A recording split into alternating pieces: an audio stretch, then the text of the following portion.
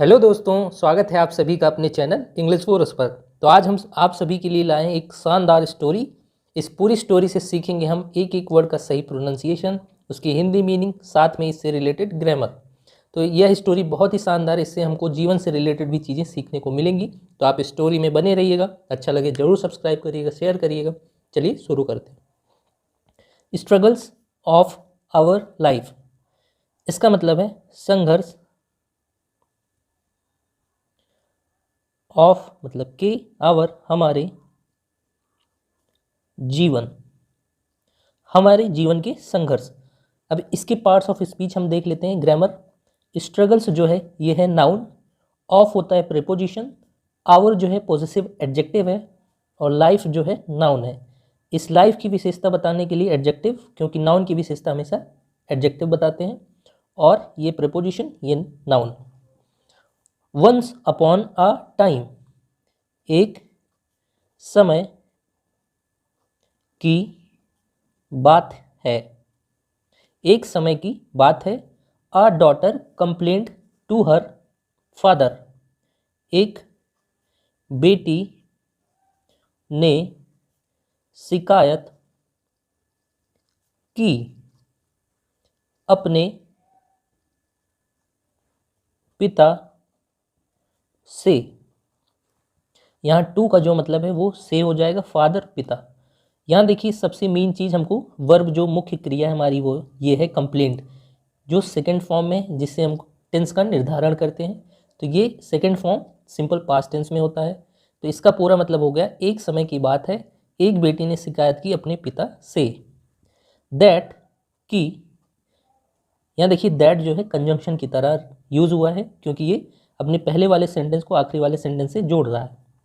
हर life उसका जीवन, was था, मिजरेबल दयनीय या कष्टदायी,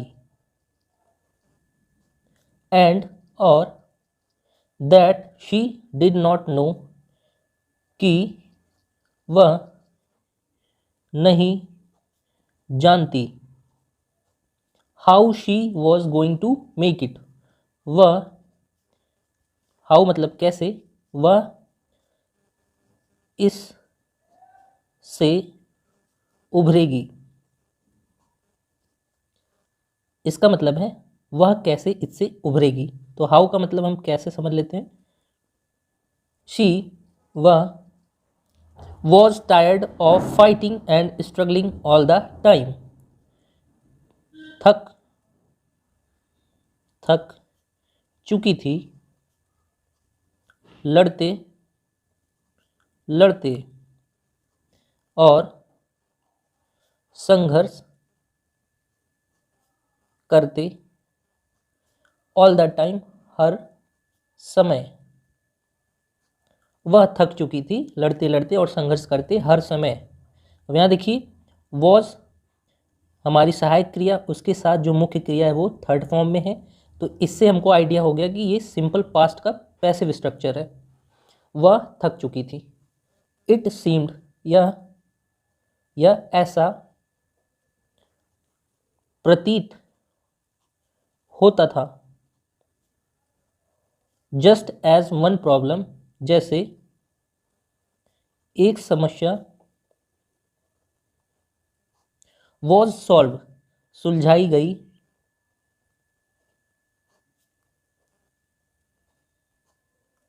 एनदर दूसरी, वन सून फॉलोड एक जल्द ही आ जाती थी।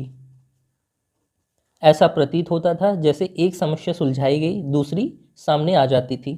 हर फादर उसके पिता, आ शेफ एक, शेफ मतलब होता है खाना पकाने वाले, टुक हर ले गए उसको। यहाँ देखिए टुक जो है हमारी क्रिया है जो सेकंड फॉर्म में सिंपल पास्ट टेंस में आएगी। उसके पिता एक खाना पकाने वाले ले गए उसको टू द किचन, रसोई घर में, टू का जो सेंस यहाँ आएगा वो है रसोई घर में। ही फिल्ड 3 पॉट्स, उन्होंने भरा 3 घड़े, विद से वाटर पानी, उन्होंने भरा 3 घड़े पानी से, एंड और placed each on a high fire, रखा सभी को एक तेज आग पर, और सभी को एक तेज आग पर रख दिया। वंस, एक बार, द 3 पॉट्स, 3 घड़े, बिगेन टू बॉयल, शुरू हुए उबलना। यहाँ वंस का मतलब हम जब भी समझ सकते हैं, क्योंकि जब 3 घड़े शुरू हुए उबलना। यहाँ देखिए बिगेन हमारी मुख्य क्रिया सेकंड फॉर्म में है, क्योंकि जो हमारा टेंस है वो सिंपल पास्ट है। ही प्लेस्ड, उन्होंने रखा, फिर से प्लेस्ड हमारी सेकंड फॉर्म की वर्ब सिंपल पास्ट टेंस में। पोटैटोज, आलुओं, इन 1 पॉट, एक घड़े में, उन्होंने रखा आलुओं को एक घड़े में। एग्स, अंडे, इन द सेकेंड पॉट, दूसरे घड़े में। एंड और ग्राउंड कॉफी बीन्स, इसका मतलब है कॉफी के बीज। ग्राउंड मतलब जो जमीन में लगाए जाते हैं, वो कॉफी बीन्स के बीज। इन में द थर्ड पॉट, तीसरे घड़े, उन्होंने रखे कॉफी के बीज तीसरे घड़े में। ही देन, वह तब, let them sit and boil, उन्हें मतलब अंडों को बैठने दिया और उबलना।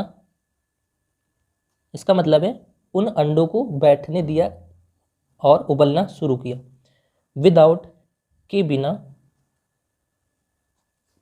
सेइंग अ वर्ड, एक शब्द बोले, बिना एक शब्द बोले। टू हिज डॉटर, अपनी बच्ची या बेटी से। द डॉटर, बच्ची। मोन्ड एंड इम्पेशेंटली वेटेड, कराही और बेसब्री से इंतजार किया। जो बच्ची थी वह बहुत बेसब्री से इंतजार कर रही थी और करा रही थी, ओब के नाते। वंडरिंग, सोचते हुए। वॉट, क्या। ही वॉज डूइंग, वह कर रहे थे।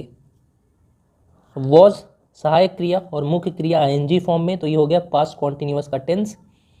आफ्टर 20 मिनट्स, 20 मिनट के बाद। ही टर्न्ड, आफ्टर मतलब के बाद। ऑफ, उन्होंने बंद कर दिया। यहाँ देखिए टर्न ऑफ एक फ्रेजल वर्ब होता है जिसका मतलब होता है बंद करना, और इस पूरे फ्रेजल वर्ब की जो वर्ब वाली सेक्शन है उसमें ईडी लगा है, तो ये सेकंड फॉर्म बन जाता है जो सिंपल पास्ट टेंस में यूज होता है। द बर्नर्स, चूल्हों को। ही टुक, उन्होंने लिया।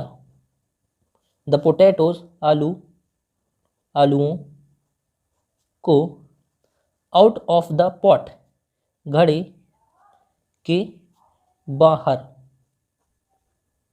And place them in a ball, और रखा उन्हें एक कटोरे में।